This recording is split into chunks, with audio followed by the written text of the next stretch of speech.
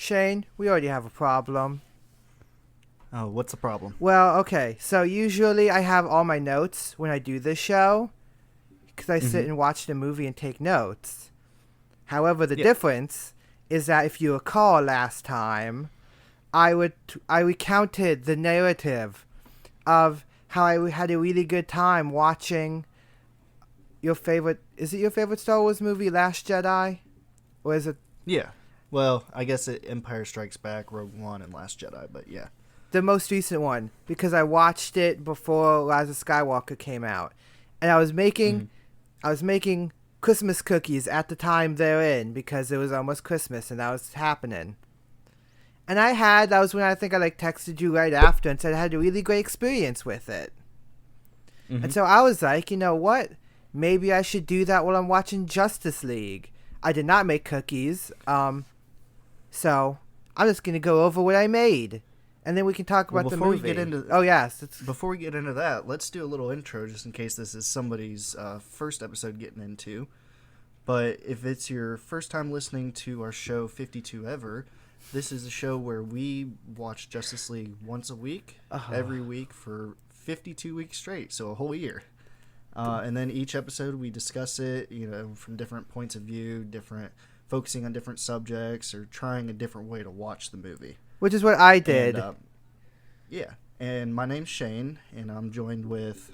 Connor. But you know what you should really do? You should edit this part and put it at the front. I think it'd make us sound more professional. But then Okay, there'd be I can try that. but then there'd be this weird part where I'm still going right now, and you'd have to decide whether to cut it out or what. So I think it'd be funny. Anyway, it doesn't matter. So decided to bake stuff while I'm watching this movie. And What'd you make? great question. So currently, because of real world issues I don't want to use to date this, because I want people to come back to this forever, I go to Starbucks. This does not concern you because you don't drink coffee. But I'm not a fan of coffee. But I go to Starbucks sometimes. And at Starbucks, I like to they have the scones at Starbucks. They're pretty good. I like them. But the one by me is closed for reasons. And Like closed because of what's going on? yes. Okay. Yes. So the one closest to me is closed, so I can't make them. So I was like, you know what? I'm going to learn how to do it. And so I made cinnamon scones with butterscotch, little chips in them. Mm-hmm. They turned out okay for my first time. A little dry. So you didn't try making that new fad going on right now, the whipped coffee. No, but you told me about that. Or either you or your boss told me about it. Yeah, boss told me she didn't like it very much. Well, no, I did not do that. I drink my black coffee. Like a monster, as I am told, because it's insane. But, so, I do not have notes. I literally spent about half the movie, it was up to the Braxton Island scene, making it, because then at that point I put it in the oven and it was baking. Well, you chop them into pieces and you put it in the oven. Yeah. Doing it. And I will say, up until that point, I was not having a terrible time watching the movie. So you were, I guess, say you weren't watching it entirely because you were making stuff, but you were like listening and watching at the same time, right? Yeah. So during this process, do you know what stood out to me the most that we've never talked about? What? Score. Danny Elfman's music. Okay, I got you. So what? Yeah. What did you think about it? I guess as far as him alone or him in comparison, I guess, to Hans Zimmer. I mean, I think I really don't know because it's been a long time since I watched any of the other DCEU movies. Mm-hmm. So I couldn't really tell. And I mean, technically I've seen Birds of Prey recently, but I don't think that counts in comparison to this. Really. But that opening, I think it is either, I don't know if there's any credits before Superman shows up at the beginning of the movie. That's really the end of the movie. I don't know if there's any credits before that, but then those opening credits are really good. I really like the music. And all of it's pretty good. That song that we like, the montage song, everybody knows that cover. Really good. Listen to it on my headphones, on like my noise canceling big headphones I use now. They're also like the ones I'm using right now. Yes, mine are also Bluetooth, which are nice. And really good. Sounded really good. This is the best the movie ever like physically sounded to me, which is interesting. I guess, yeah, because that's the cool thing about like if you've got a good set of headphones is you really, because I use mine sometimes when I'm playing the PlayStation. Yeah. Not to get too off topic, but when I'm playing, I'll play Star Wars Battlefront and I'll plug my headphones into the controller, and again with the noise canceling, and if I have the volume up all the way, I mean I can't hear. If half my apartment building blew up, I wouldn't be able to hear it because it feels like I'm in the actual game. Anyway, so yeah, I had a really good experience doing that. And then, unfortunately, I had to stop. There's always an unfortunately. Unfortunately, after that point, I was done baking and let them cool and all that stuff. Tried it. It was, fine. I know my problem. You have to flatten it down like you're kind of making... I wouldn't say like a pizza dough type thing, but you do have to flatten it. And I couldn't do that real well. I probably should have used something. But anyway, that's not important. I then was done. Well, we are also a halfway baking show, too. That's what we're doing here, right? This is what we are doing.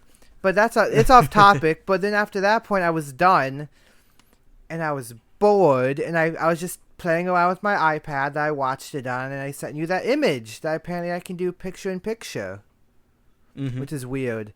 And anyway, I was just so bored, like watching it this time after I was done, that I'm going to send you in the Skype chat.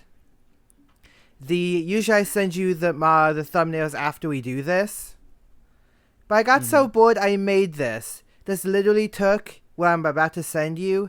The entire climax of the movie, from when they land in Russia to when they basically beat Steppenwolf and they're posing for the picture nobody's taking.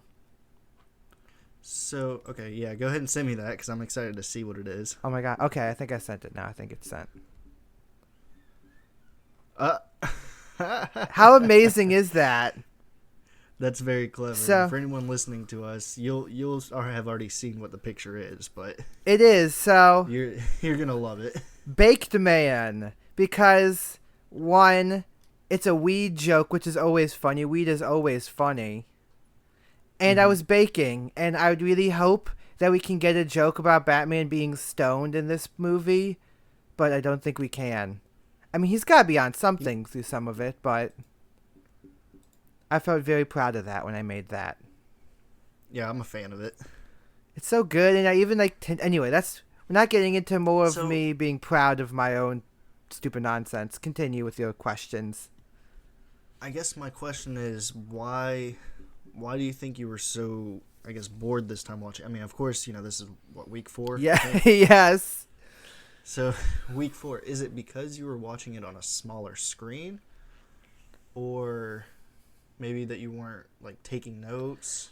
Or you were just kind of, like, I'm trying to figure out, I mean, obviously it's week 4, but I didn't know if there was anything specific, like a specific reason. Yeah, I think that's it.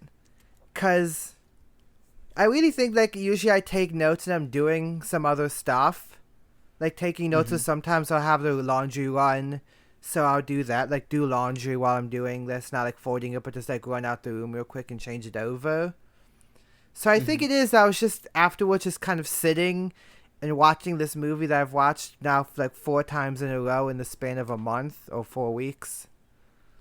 So I think it was that, yeah. Just all of that stuff after that, resurrecting Superman, that entire argument, and it's just, I had all of these points that now I can't remember, but I had these thoughts while I was watching it. Yeah. And I'm like, oh, I know, but I can't remember what they are now. And they're so good, I think. I mean, they're literally all nitpicks. I've got a point to make then. Yes, they're all nitpicks at this point, but yes. it actually goes back to your joke about Batman being on something through this movie, because I would actually say that there's a huge difference between the Batman we get in this movie and the Batman we get in Batman vs Superman. I guess not like a huge difference, but there's a difference in his character. Well, this is... He seems... Yeah. Well, in Batman vs Superman, he seems way more engaged, way more driven. I mean, that could be because he's so against Superman through most of that movie. But he actually feels like Batman in that movie. In this one, in Justice League, it feels like he's being Batman because he has to be Batman. Like, I don't think there's a point where I really feel like he really wants to be there with that group of people and wants to be being Batman right then. Oh my gosh, I don't know if we should save this, but I think... So, the problem with your read on that is that it would almost be really clever, because his entire idea is that he's going to kill himself in the final battle. Mm-hmm. So that's almost kind of smart, that he feels detached. The problem is that they don't know that when they're making the movie. Right? Because this is like probably like the third or fourth time he had to do reshoots on that one movie. Mm-hmm. So that's almost, yeah. And then you were talking, and I like to mention that when we get introduced to Gordon before he's about to go talk to Batman for the first time, he says, you think he'd go away for 20 years and show up and be crazy? Which is literally the plot of Batman v Superman. He goes away for 20 years and then he shows up and he's crazy. Which, also, I don't think that was intentional. Maybe in a weird way, Batman just doesn't... I don't know if maybe it's just his performance, like, or how he was written. Again, going back to him not really feeling like he wanted to be Batman in this movie. But, I mean, obviously Batman is part of the Justice League in the comics, but I wonder almost if it's a stretch for the on-screen part of it for him to actually make sense on that team. Does that make any sense? Well, it goes like there's some things in, like they always say, there's some things in comics that make sense when you're reading the comics because it's a comic book world. That doesn't necessarily mean it'll carry over in the live screen. And I'm not saying that Batman can't work with the Justice League, but in comparison, him being there almost feels like the most off thing about that group. Well, it goes back to the point I think we made last week that I don't even know anymore. It's just been so long that we've been doing this. But it goes back to the point of he should have been getting this team together earlier. Mm-hmm. And maybe, this would be cool if they actually got Martian Manhunter on the team, if that was actually a thing they got to do. Or Green Lantern to make Batman, like the man in the chair, hypothetically speaking, right? Yeah. Wouldn't that be... I mean, I guess that's what Alfred is there for, and Alfred's great, and we've never talked about him, but Jeremy Irons is amazing in this movie. Well, I guess it might actually be because I recently watched Piranha. Okay, it's going to be a weird example, but just stick with me for a minute. Okay. So I watched Piranha, the original one from '78, and essentially in my review, I said that it's clearly like a clone movie of Jaws. Yeah, it's trying to be a version of Jaws. A Jaws clone. Yeah, but at the same time, my question in the review, because I don't know the answer to this, was... because it's a B movie, but my question was, is it trying to be a clone of Jaws, or is it trying to be a spoof of Jaws? Because I couldn't figure out whether or not they were actually trying to be serious, or if they were trying to make a halfway serious movie, or how that was working, because I was really confused. But, so, bringing this back to our discussion, is the Batman we got in Batman vs. Superman, and the Batman we've always had in movies, it doesn't matter whether it's Nolan or whoever, that Batman feels like the Jaws in this scenario, okay? So let's say Batman vs. Superman is the Jaws movie in this scenario. Okay, that's a terrible comparison, but Well, not quality wise, but in this comparison. So Okay. Batman vs Superman and Jaws. Yeah. And then Justice League feels like the Piranha, where I don't know if Batman just doesn't fit with all these crazy superpowered beings, if he's trying to be the Batman that he was before, and everyone else is just making him not look as good, or if he's just kind of there just because. That's a great question. Maybe Like, I know it's a weird comparison, but, you know, after I watched that movie today and I was thinking about it, that's almost how I feel, how different he is from both movies.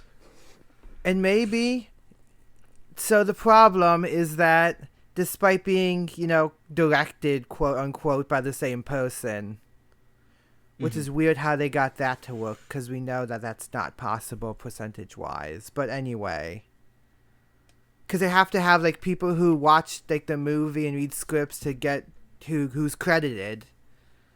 It's weird that they got that, but I think it's because we don't actually know what Batman is supposed to be like in Batman vs. Superman. Yeah. Like, we're kind of told in, like, the good fight in that movie, the one fight that everybody likes. We're kind of being like, this is what he's supposed to be. But then we don't know what he's like with other people, which makes it the problem. So his purpose in Batman vs Superman, like before even that, in the opening scene, he's all about, the typical kind of detective Batman fighting bad guys. And then his purpose in the movie is his drive to take down Superman. He's got a clear purpose. In this movie, other than recruiting the Flash, is he actually necessary? Like, plot-wise, is he necessary? Yeah, because, so let me throw this out there. So Flash might not have joined the team if Batman hadn't gone and got him. Right? Well, he wouldn't have known about it. Yeah, but Wonder Woman would have known what to do because she got the signal. So she knew what was going on. So she was going to battle. Aquaman was going to end up doing the same thing because, big, giant, world-threatening thing. He's got to try to stop it. Cyborg, he could have gone either way. I mean, he probably would have tried to have done something. I would think he might have even have done it just because. No, he would have gotten involved because his dad would have been kidnapped. Mm-hmm. So he would have gotten involved for that.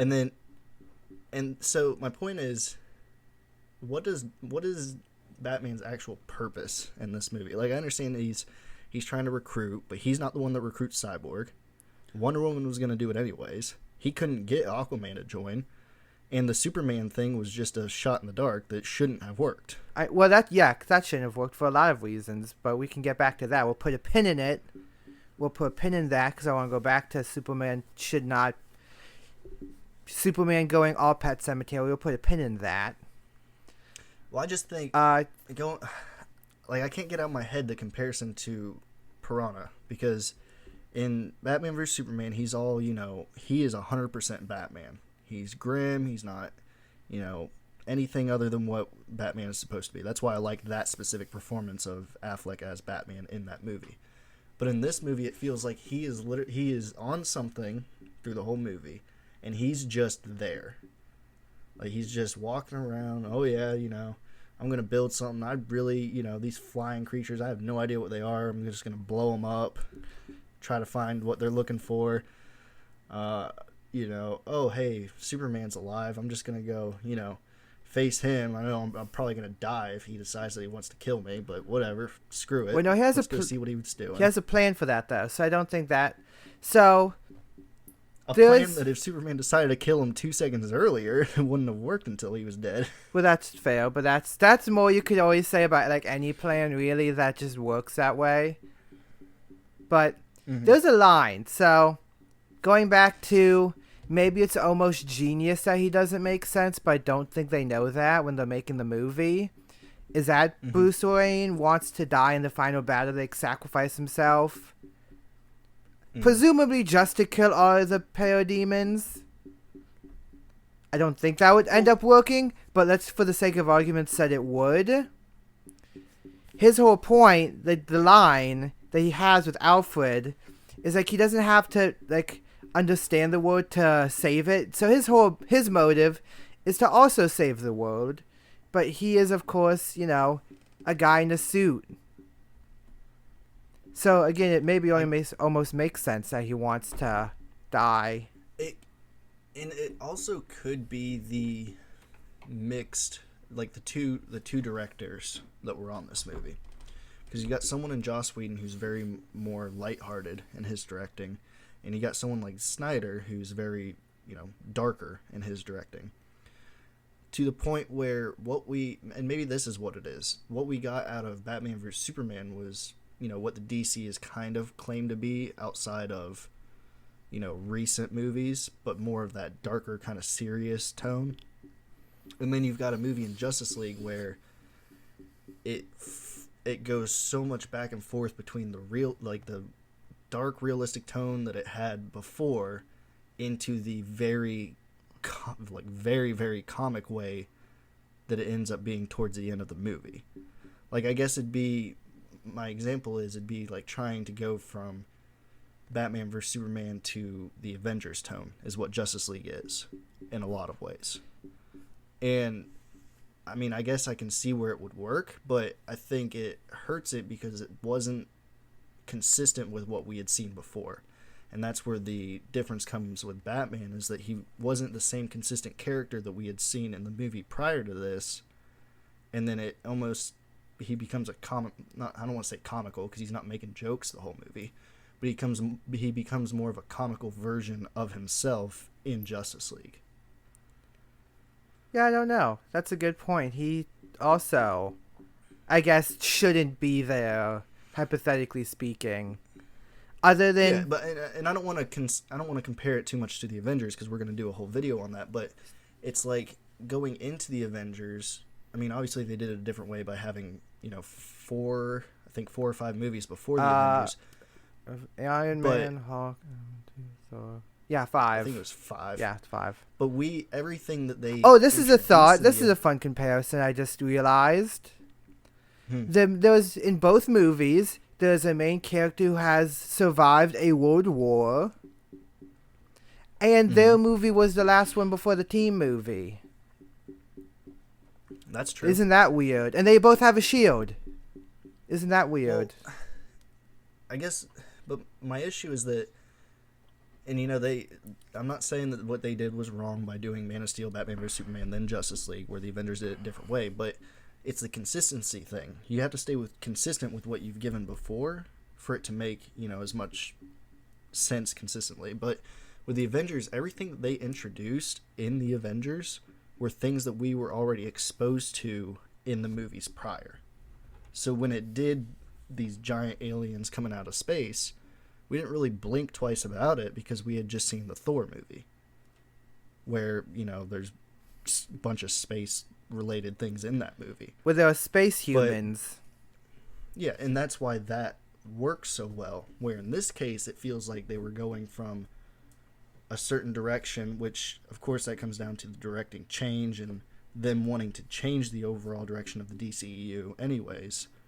But I feel like they should have just done it after Justice League, because what it ended up doing was hurting the movie, because it's 2 movies in one. It's trying to be 2 things at the same time. Yeah, which is why, I'm not upset at anybody, because it's neither of the movies they would want to make. Mm-hmm. So, well, and at the same time, like, I know there are a lot of other issues regarding Affleck directing himself in a Batman movie, but I will bet that one of them was that they didn't want him to take it as dark as he probably was in Batman vs Superman. Maybe. And that could have... I think that's one of the reasons why.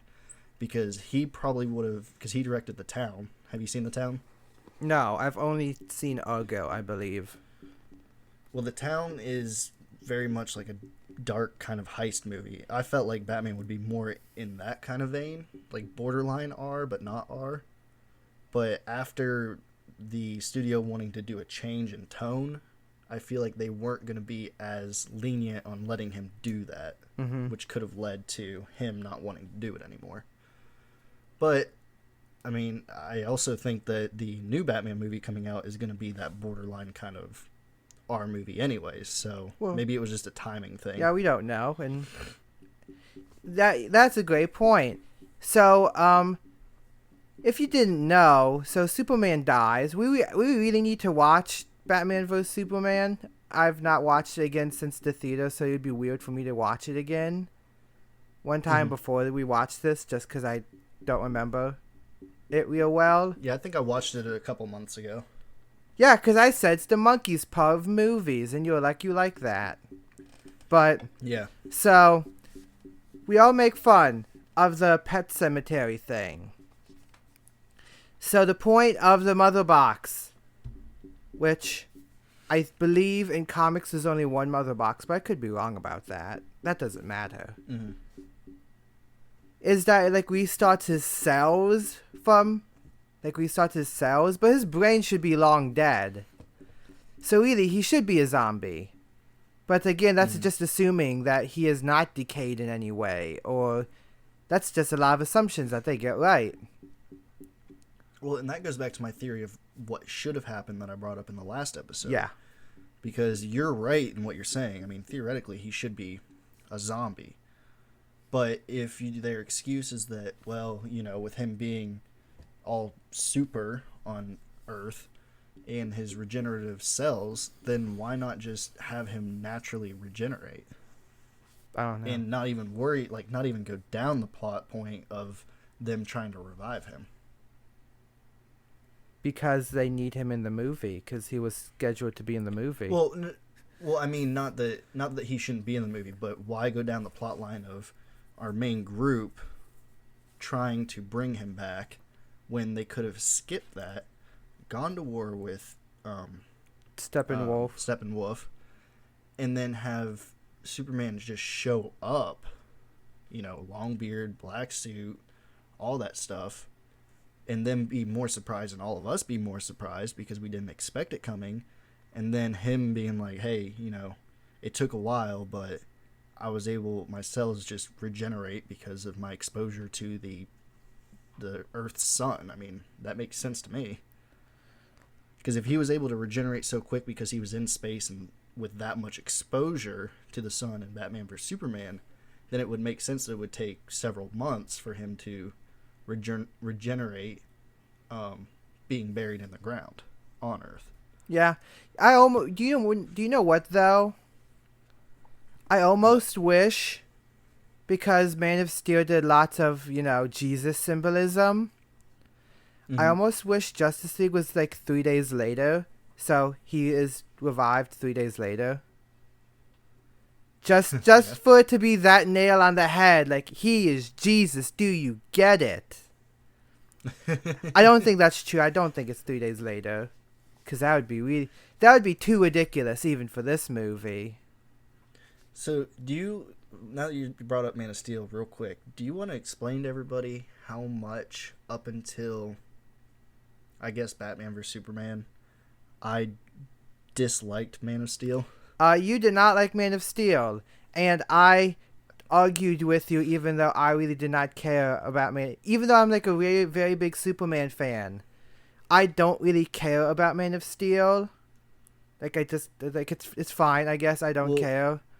But you hated it. In mind, I hated it with a passion. And then I kind of just defended it just because it's fun to have conversations.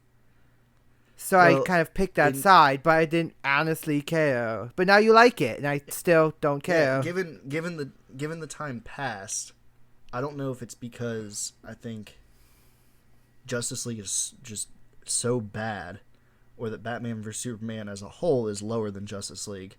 But I went back and watched Man of Steel a couple months ago, and I actually really like it now. And it could be because the bar after it was set so much lower. Maybe. That I didn't realize that they could be that low. Yeah, because Man of Steel is just all... So if we want to use this Superman trilogy, because it kind of is that, right? It's basically a trilogy to get Superman to be Superman. By the end of it. Just imagine it takes 3 films to do that and not 1. Because, so Superman, Man of Steel, which is only called that because they did Batman and then they did Dark Knight, so it's the other one. But anyway, Let me ask that's you. like Oh, go ahead. probably the best constructed, right? Yeah. And then Batman vs Superman is better made, like looks better than Justice League, but story is worse. And it gives us one of the best versions of Batman. Kind of. I mean, yes and in, no. In parts, but Yes yeah. and no. And then we get to Justice League, which is not as... It is honestly not as poorly written, because when I'm watching the movie and thinking of, how would I change it without totally reworking everything from the ground up, a lot of the scenes structurally, which I don't care about structure, which is weird about me talking about, because I don't care about structure usually, because that seems natural. Structurally, it's not that bad. Like, it does this thing where literally if you watch it from the opening, the actual opening, not the prologue, that's really the epilogue. It opens with Batman, then you get Wonder Woman, then Flash, then Aqua. Like, the way it opens, introducing the characters, it ends in the reverse order of that. So you get, the last scene with Cyborg, then Aquaman, then Flash, and then Wonder Woman, and then Batman. So it's like it's structurally not bad, but it's just not a good story that nobody cares about. Exactly. And then you have Suicide Squad, which is somewhere in there, which is also bad, but we forget about. So let me ask you a question. Have you heard of the two things? The Star Wars curse and the Superman curse? No. Okay, so the Star Wars curse was that if you were in Star Wars outside of Harrison Ford, you couldn't really amount to much after the fact. I guess outside of Harrison Ford, Liam Neeson, the people that were already kind of big at that time. Well, yeah, because Harrison Ford was not big at the time. He got big. Well, no, but I guess after Indiana Jones, like he got lucky because of a connection between the two.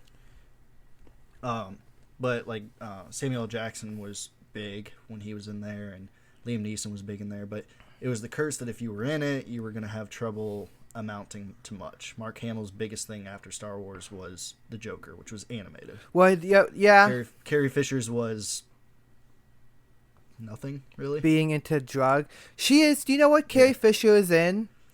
You haven't seen it yet, but it's gonna be fun when we get there. She is in Scream 3 of all things. Huh. And I think there's even like a joke that they say that she looks like Carrie Fisher, and she says she's related to her, and that's how she got the job. Like in the like wherever room she's in, I think she's like in a file room. So that's gonna be fun whenever we do that. And then the other thing is the Superman curse is that anybody that has played Superman has been cursed as far as being... Let me pull it up real quick. You go ahead and talk while I pull this up. So here's something fun is we are doing, eventually we're going to do a Teen Wolf. We're going to talk about Teen Wolf. And in Teen Wolf, I have not seen this, but you have known, because I've shown you a little bit, that one of the main characters is played by Tyler Hoechlin, who is Superman in the CW shows.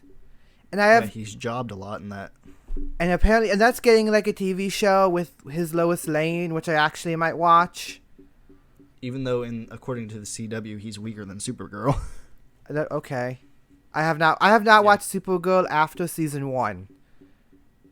So I don't know. But okay, so I got the. Can I finish my point real quick? Yeah, go ahead. Watching Teen Wolf, it's so weird me looking at a character that's basically kind of I don't even know what he would be. I want to say Batman, but he's not even really like a Batman type character. He's more of like an anti-hero type. And Batman is squarely a hero normally. It's weird seeing him like in black and in leather, and then find out, oh yeah, like 7 years later he's Superman. I'm like, that doesn't make sense in my brain. Anyway, Superman curse. So the Superman curse, these are all people they believe were affected by the Superman curse. Kirk Allen played Superman in 2 low-budget 1940 serials, but failed to find work because he was too closely identified with the role. He ended up dying of Alzheimer's disease. Bud Collyer, he voiced the first series of Superman cartoons for 3 years, I believe The Fleischer cartoons. Okay. Yeah, and then he returned to Superman by voicing the New Adventures of Superman for CBS in 1966. 3 years later, he was dead of circulatory ailment at the age of 61. Lee Quigley, who played Superman as a baby in the 78 movie, died in 1991 at age 14. That's tragic. George Reeves was found dead of a gunshot wound at his home with a Luger near him. Death was ruled suicide, but there's controversies and everything about that, but obviously he played Superman in Superman in the Mole Men and Adventures of Superman. Yes. And then Christopher Reeve, I believe he was paralyzed. He was in an accident, and then he died at the age of 52. So those are all people that played or voiced Superman that had been, affected by the Superman curse. I would say though that in future though that hasn't seemed true, because Brandon Routh, though he's only found work though doing superhero things, which is a problem because he's the Atom, and then he gets to play Superman again. He did that in the Crisis on Infinite Earths miniseries.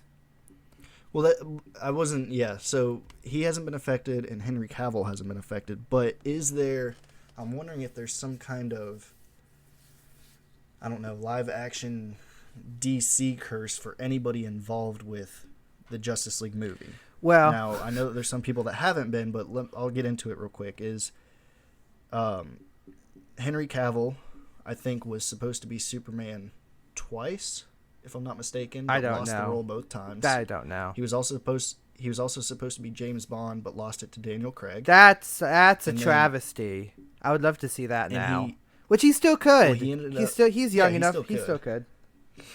But he ended up getting the role in Man of Steel, but he never got his own sequel.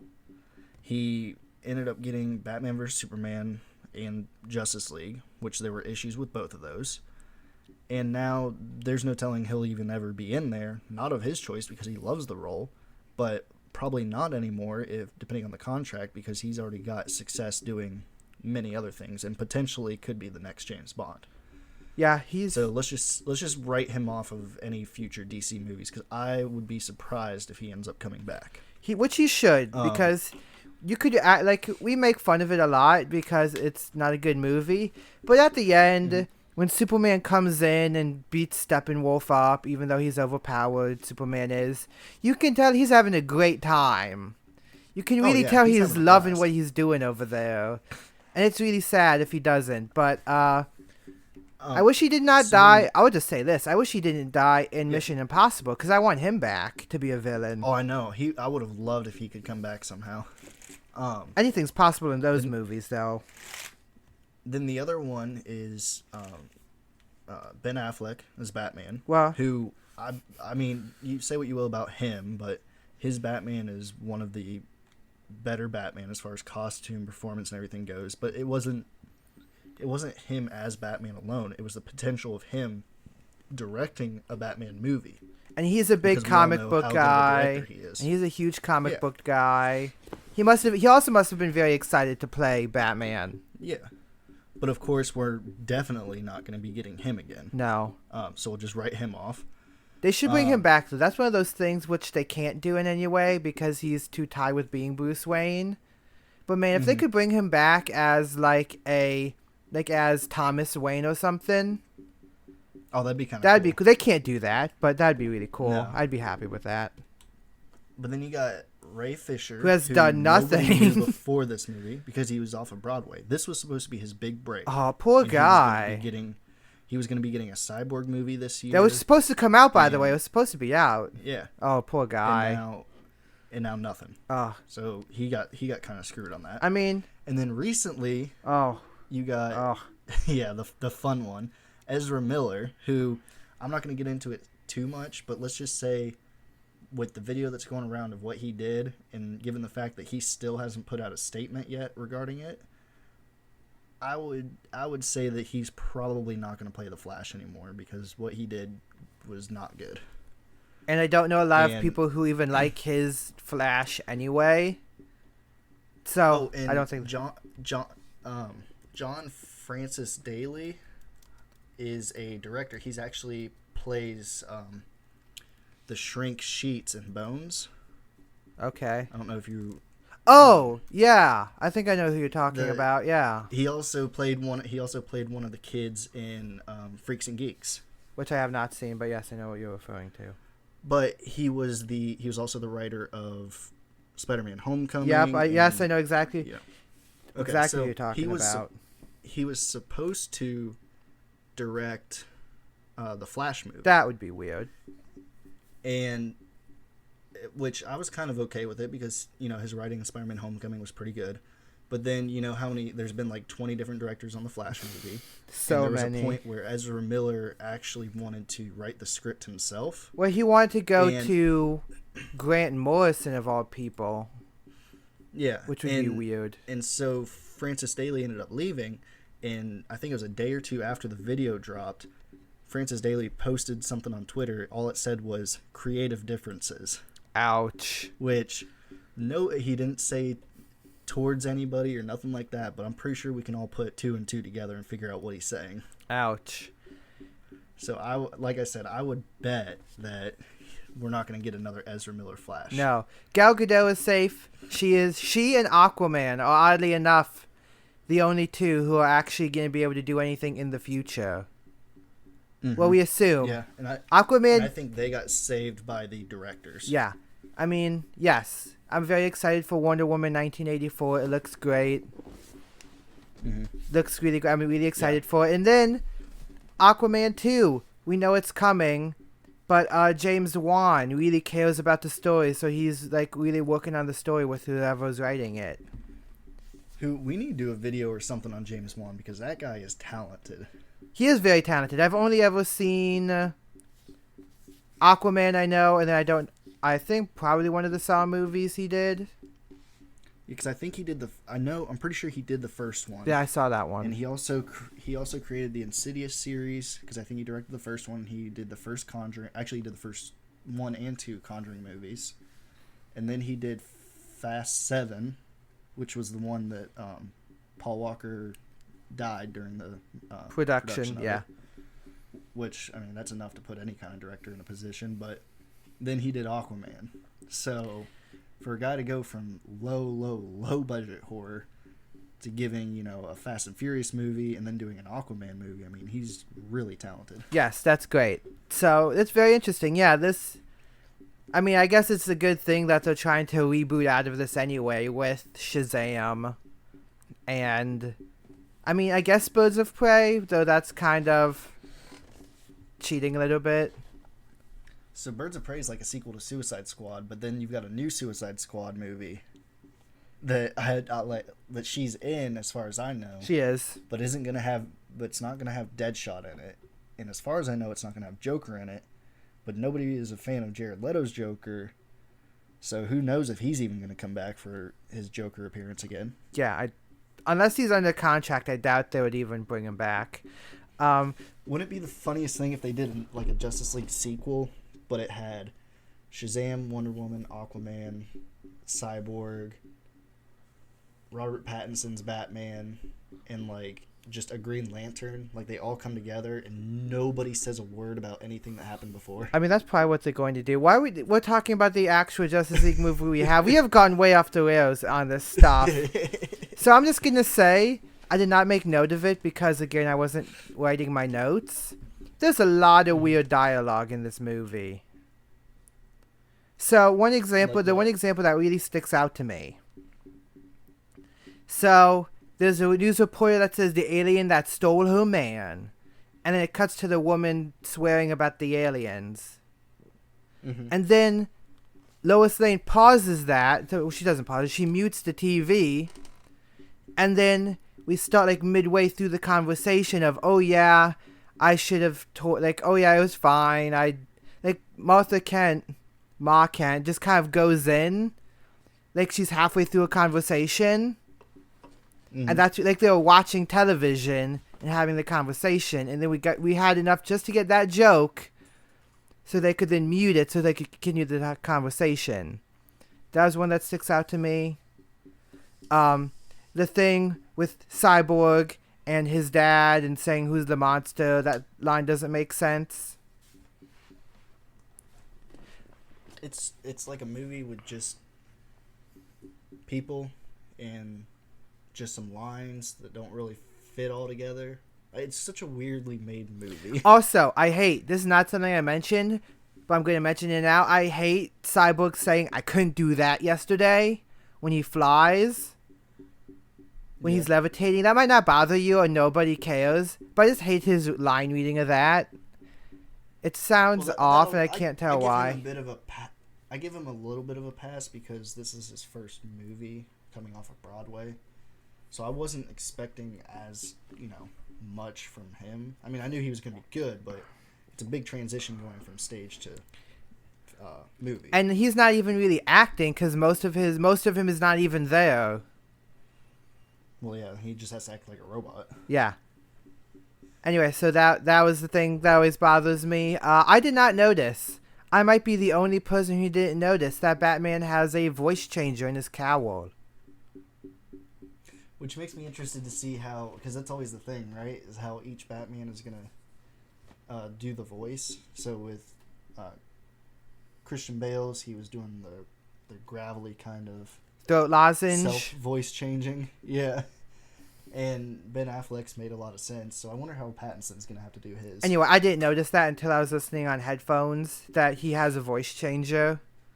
And I've never noticed, which might be weird. It might people be like, of course he does, obviously. Have you not watched the movie? But it's just something. There's so much happening. You can kind of forget about it. I have a question. 47. You're close. Okay. Because we're 47 minutes into this already. That is really? That's surprising. Yeah. But if Bruce Wayne was able to, in a fairly short amount of time, come up with a mechanical battle suit to fight Superman, a super being of all sorts. Yeah. How come he didn't make one for the impending doom that was Steppenwolf when he had the vision in Batman vs. Superman and there was a decent period of time between the two movies?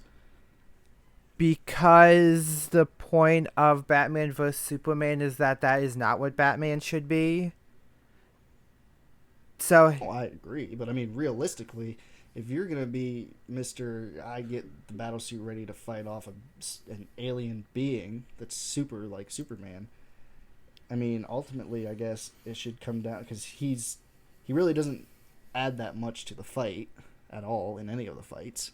Again, remember I said... if you were just trying to win... He's a terrible Batman. He's a terrible Batman who can only win with gadgets, because that's how he wins every fight, is that he has a gadget. I do want to point out, though, that I love his... I'm going to call it this, but I know it's not exactly that. But I love his Arkham suit that he wears at the end of the movie. That is good. That's a good suit. I just think visually it looks really good. I mean, that's never really a problem. I would say it's not really a problem with this movie, other than maybe going to Transformers on what Cyborg looks like. Yeah. And the Flash's outfit, but I'm kind of warming up to it. Again, it should have the little, like, things over his eyes. I think that would be obvious to do. Well, I mean, okay, so outside of coming up with the plan to resurrect Superman, which nobody liked, what does he do in this movie? Okay, great question. So, his plan, now that I know that they didn't know this, which we're just doing this Batman episode now, which we can come back to it when we actually do an episode going through everything he does, when eventually we do this. So his point is that he is the one who he feels like he does not belong. That's his point, is that he doesn't feel like he belongs there. And so that is why he comes up with the plan to resurrect Superman, because he feels like Superman is necessary to the team. It's why he pushes Wonder Woman to be the leader, because he doesn't feel like he's part of the team. So he's the facilitator of the character arcs. That's why he's there. Because he thinks he's going to die. But then he doesn't. Or he's just trying to put it on everybody else because the stuff is too ridiculous for him and he just wants to retire and not to put up with it anymore. Which, I don't know how they would do it. Because that's what I'd almost say would be his Batman movie. Would be, he has wanted to retire, but now that they have the League, he can't. That's how you would do the Batman movie, right? And it's basically Dark Knight Rises, but we actually get like someone who is actually like a good sidekick for him. Mm-hmm. And whose middle name is not Robin, because that's ridiculous. Anyway. That was kind of funny though when it happened. I haven't forgotten that they come up with a new character for no reason and just say his middle name is Robin. See, that's what you think that movie would have been, but I think the smart thing would have been to go backwards with his own movie. So do like a pre-Batman vs. Superman movie. Yeah, I mean, that's not bad. It would just be him being an older person would be weird. That doesn't really matter. Well, also only because I really want Red Hood, and you could set that up with the first movie and then do a after Justice League movie as a sequel. Yeah. With Red Hood. Yeah, because you don't see that. Where is his, I was about to say, Barry runs through, I was about to say Jason, but that's Red Hood. Barry runs through the entire thing. Why doesn't he see the spray painted Robin costume? Or the vandalized. It would have been a funny scene. He should have been like, so who is this? And then Bruce would be like, old partner, didn't make it or something like that. And then Flash would be like, so hopefully that doesn't happen to me. Well, yeah, because see, going back to Batman being put my suit on display. Batman being a facilitator, he is facilitating Barry becoming a superhero by pushing him, by giving him a push. Mm-hmm. So that's why he's there. We've done that episode now, but we're gonna have to come back to this because that wasn't the plan. Even though Wonder Woman could have gone to Flash and said the same exact thing, he probably would have been okay. Sure, why not? I like how. I guess it's not the same year because there's a whole big deal about Batman vs Superman: Civil War coming out the same year. I was about to say they do the same joke though, where Scott Lang in Civil War meets Captain America and he's like, thanks for thinking of me. And then Barry is like, hi, I'm Diana. Does like that same kind of joke. Well, so that's a good comparison to bring up because, I mean, you might like it a little bit more than I do, but I felt like the Flash's lines in those cases, whether it be Wonder Woman or Batman, they seem kind of forced. They are. Like, not forced, but, I mean, forced. Where the comparison is Scott Lang in Civil War, his doesn't feel forced at all. His feels like right exactly in character, like where he should be. Like, when he first meets Cap and he's like, oh, wow, you're Captain America. Wow, that's awesome. He's so golly gee. Because they're playing the same kind of archetype of, like, someone who wants to do good, which is weird because Flash both wants to help. It's weird, right? So Flash wants to help Batman the second he finds out Bruce Wayne is Batman. Mm-hmm. He wants to help. But then when he actually goes to help, he's like, nope, can't do it. Was he just trying to be cool and didn't think they'd actually have to do anything? I think it would have... Well, I think I have a problem with Flash not really being a hero, even though he has the suit and everything. Like, he says all he really does is push people and run away. Why would he not already be a somewhat established hero at that point? Like, I understand they're trying to use Batman to make him come around, but you could have used his lines the way you did if you would have had Batman meet him after Flash captures somebody. Like, say he's fighting Captain Cold, right? And he beats Captain Cold and then knocks him out, whatever, and he has a snarky line to Captain Cold and then turns around and Batman's there, or Bruce is there, however you want to do it. And then let's just say Batman, and Flash turns around and he's just like, oh, wow, hey, you're Batman. What are you doing here? Like which it would have. I feel like it would have worked a little bit better than how it did. yeah. Also, I still cannot get over, just because we're talking about Batman, I still can't get over that Bruce Wayne outs himself. Oh, this is another line that I don't like that doesn't make sense. Bruce Wayne outing himself to that entire Norwegian village. When he does that, and again, somebody should be like, cool, now I know who Batman is. But Well, I wonder if they're so remote that they don't even either know who Bruce Wayne is or they don't know who Batman is. well, that's gotta be it. But then he tells them that he's building an army, and how are they not like, we're just fishermen, we can't help you fight? Because the way he says it like he's talking to them, like he wants them to join his army. Mm-hmm. When he's really just talking to one person who, they have the mural on the wall, and that Aquaman looks exactly like Arthur Curry. So Batman should know. I feel like they all know who he is. Well, I'm just saying Bruce Wayne should know, which I guess he technically does know. Yeah. But I guess the point of that mural is for the 3 boxes. I guess that's the actual point of it, now that I'm thinking about it. I also like how Aquaman, who needs the trident, who at this point doesn't have the trident yet, just goes up there and is like, hey, I'm going to go save the world, but I need my trident. Well, he doesn't even say... It isn't my trident. He doesn't even say that. But that's a good point. Like, before he goes off, he goes... Again, I don't know how he knows where that place in Atlantis is, because he hasn't been to Atlantis yet. Mm-hmm. Which is a thing that I guess they forget about, or it's not in Atlantis. It's one of those type of things. Mm-hmm. So yeah, he goes and he fights Steppenwolf, and then is like, I'm gonna need something to help fight, and then he gets his outfit for the Aquaman movie, for the first 2/3 of that movie. Yeah. So they're just like, oh, hey, how's it going? Let me get you a suit, and let me get you a trident that belonged to His mom. Which right? Yeah. I think was at the house. I think we find out that trident is at his dad's house the entire time. So none of that makes sense. Mm-hmm. Which is funny because that script had to have been somewhat in the process. Like, you must know at that point what's going to happen, at least down to an outline in Aquaman, enough to not make it feel like he has no idea what's going on in Justice League.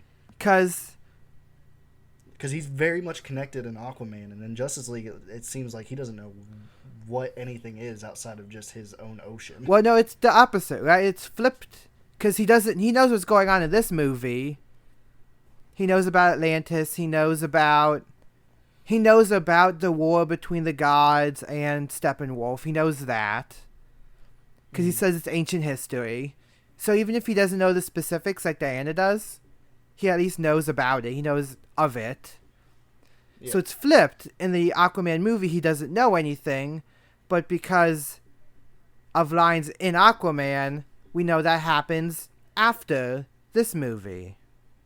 Mm-hmm. Also, I don't know how he knows where to go. He just goes. Oh, he feels the tides. That's and the true. Waves and the That's true. Ocean vibrations. That's true. This is something I want to check next time we watch it, but I'm going to have you guess. Now that we're approaching it now, I'm going to have you guess.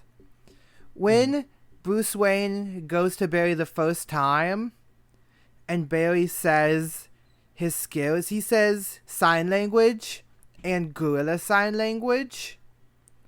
Mm-hmm. Do you think, I have not watched it with the closed caption on, so I don't know. Do you think it's gorilla as in like talking to a gorilla, like sign language with a gorilla? Or is it gorilla like with the GU, where it's like on the fly sign language that he's just making up? I guess we'll have to see with the captions, but I think it's a reference to Gorilla Grodd. I think it would make too much sense to make it mean anything else. Yeah. But at the same time, if he knows that, like, I don't know. I just feel like it seems like he hasn't done anything as a hero other than develop a suit just for pushing people out of the way. Well, we don't even know if he's worn the suit. That's true too. He just has it. I think it's probably in reference to sign language and with gorillas, but I really like the idea that he just makes up random sign language. And this is like his gorilla. Anyway. what was the point of him having long hair in Batman vs Superman Um, and like facial hair? he doesn't have facial hair, does he? In Batman vs Superman, he does.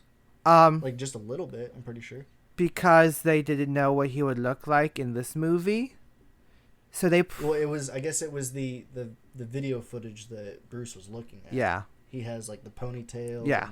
Or the bun, whatever you want to call it. man bun. Yeah, and then he just doesn't have it in this one. I want to know that story. Yeah, I guess. Man, if we actually got a Flash movie, maybe we would know. But I'm assuming that's like right after he got his powers. And that this is obviously ahead of that because we do not know when Luthor. Isn't it amazing that Lex Luthor discovers all of these superheroes and makes those symbols for them? Isn't that fun? It's very convenient. It's super convenient. Question, But we don't know when that footage was made in comparison to. Wait, that doesn't make sense. Sorry. So in the Aquaman footage, he has a trident, and then when we meet Aquaman, he doesn't have a trident. Where'd the trident go? Is that trident his the entire time? So he just needed the armor? God, none of that makes sense now. So I don't remember, but does Flash say how he got his powers in this movie? It is an accident. I think they say just struck by lightning, but I think he does. I don't think he tells the whole story. I think it's kind of more danced around. So we can assume that it's got to be, the chemicals and lightning, right? Yeah. Okay. In his hideout, from what we can see, I didn't see any chemicals. I guess we don't know. Because I would assume that wasn't in his hideout. Because that's after he got struck by lightning. But he also isn't working for the police until the end of Justice League, so he's not around anything. Yeah, So where would he be at to be near those kind of chemicals when he's struck by lightning? Yeah, that's just a we don't know thing. He must have been at like an exterminator's house or something. Maybe a meth lab. Well, okay. Those are very funny jokey jokes that you have that he would. Gosh, just imagine if Ezra Miller was in Breaking Bad. That'd make this show so much worse. See, that would make more sense to me, though, because he's around the chemicals. But I'm just trying to figure out if he doesn't have the job until the end of the movie.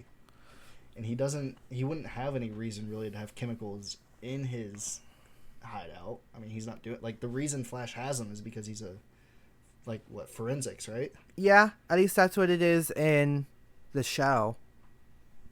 Is that what it is in the comics, too? I've only ever read the first trade of the New 52. Yeah, I guess that's true. I guess he is even then.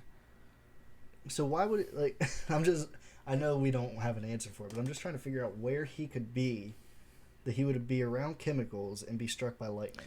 My actual answer that I would give, like if I were to write the Flash movie with that in mind, would be that he was in college and then got the powers and had to drop out. I mean, that would make sense. That's like He would be in that would be like the logical thing, but we don't actually know that, so I'm just making that up. But that's what I would pitch as how he got it. Because Cyborg's dad works at Star Labs, right? Yes. Okay, well, his dad doesn't know who the Flash is. No. And the Flash doesn't know who he is, so he definitely didn't work at Star Labs either. No. Maybe he went for a field trip to Gotham and he went to Ace Chemicals. Ugh, that's... Maybe it was Axis Chemicals. Maybe we can bring in Batman 89 and it's Axis Chemicals. God. We managed, without my notes, we still managed to make this over an hour, which is impressive, even though we did do lots of diverging.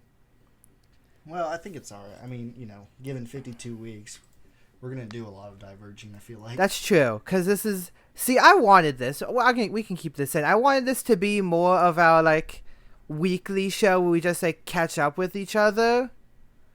With with Justice League as, again, it should be called Justice League. I said this last time. It makes no sense to be called Justice League. Mm-hmm. Should be Batman and the Outsiders, which is a new version of that, which I have not read, but it looks cool. Let's just call it Super Almost Friends. Well, they're not friends, right? almost friends. There was a fist bump at the end. There's a single fist bump. But they're not friends because that like smirk. So after they beat Steppenwolf, and Wonder Woman's like, I'm glad I got to see this, and Batman's like, now she's glad. Wonder Woman gives that like smile, but it's clearly like a I hate you so much right now smile. Why on earth did you say that? You're such an a-hole. But she's just smiling, but you can tell that's the context. So they're not friends. And we know that Batman and Superman aren't friends. Bruce just revived him as an insurance, well, not an insurance, but like a retirement policy for himself. Like, man, if I just bring Superman back and he doesn't die again, then I can retire. I would like to say though there is a good line at the end of the movie, not the buying the bank, but I bought the bank. But the line right before that when he and Clark are talking and he's like, and Clark just says thank you, like vaguely thank you, and he says I was writing like a mistake. That's a good line. That's very layered because it's both, right? That's a good line. It's saying thank you for buying the house. But it ends up being the bank, but he bought the house. Actually, is that technically his house since he just bought the bank? I don't know. I still think he should have just bought the house. Or the land. Anyway, so he's saying thank you to that, but he's also saying thank you to bringing him back. That's a good, nice layered line. That feels like a very, like, Joss Whedon on his, like, A game. Or, well, for this movie, it's more like his C game. More like I would say it's that. I don't know. You've seen Serenity. Is Justice League as bad as Serenity? Are they, like, comparable? Oh, I haven't seen that in such a long time. I might watch it, though. Wow, sometime during these next 47, 8. Well, I want to do something. I want to do something on Firefly because I am one of the divergent people who do not agree with everybody else on Firefly. So that would be fun to watch. We should watch Firefly and Serenity because it's only like 13 episodes. Sounds like a plan to me. Because it's all on Hulu, which is nice. Maybe it's in the right order because Netflix did this thing where the Firefly episodes were not in release order. That's weird. So like the last episode is really like episode 10 and you got 3 more episodes. So anyway, because I remember you saying you didn't like Serenity and I also don't like Serenity. I'll have to rewatch it because it's been a while since I've seen it. It's been a while and we should watch it in context. But we're not talking about Serenity. We're talking about Justice League. Before we get too off track, let's go ahead and we'll just wrap it up. Just want to say, what are we looking at for next week? Are we doing anything specific? So I want to take some notes. I want to like fact check some things I said in this or ideas that I had. But so I said last week that this movie, like, you know, the first scene of the movie that you see is really the ending of the movie. It's a teaser to say this is what you want. I think this movie is non-linear. It is put in a linear order, but characters and events are not happening in the order that we see them.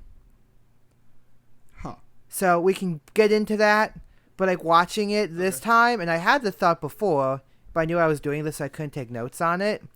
I think scenes are like they're placed more in an order because they know that it's going to be in a movie. But I do not think that is the order of in which the events happen. So we'll have to be thinking outside the box on the next one. Yes. Again, I want to get to 10 before we throw in any fun stuff. I really want to try and do that. We might throw up our hands at, 7 and be like, I can't do it anymore. We got to do something else. It's just going to be fine. Because we're going to be doing this for a long time. I want to at least try to get some out the way before we go all gimmicky on us. So that's what I'm going to be doing anyway while I'm trying to watch it. Well, with that, I guess we'll go ahead and wrap this episode up. This is week 4 of 52, so we've got 48 more weeks left. And if you guys are listening to this, and this is your first one, be sure to go back to our first 3 episodes so you can catch up. Maybe watch with us. If you are watching with us or you have any comments, questions, or observations that you have for yourself when watching the movie, make sure to comment below, or you can email us at towercitymedia@gmail.com. Follow us on all the social media, Tower City Media, And make sure to subscribe, like, comment, all the things. Do all the things. And especially if for some reason you're listening to this and you haven't seen Justice League, you don't have to. Just go back and at least listen to the first one where we go through the entire plot of the movie. Mm-hmm. So you at least have some context. So, yeah, go back, watch, follow our blog as well, our website, Tower City Media, do all the things. And we will see you guys next time.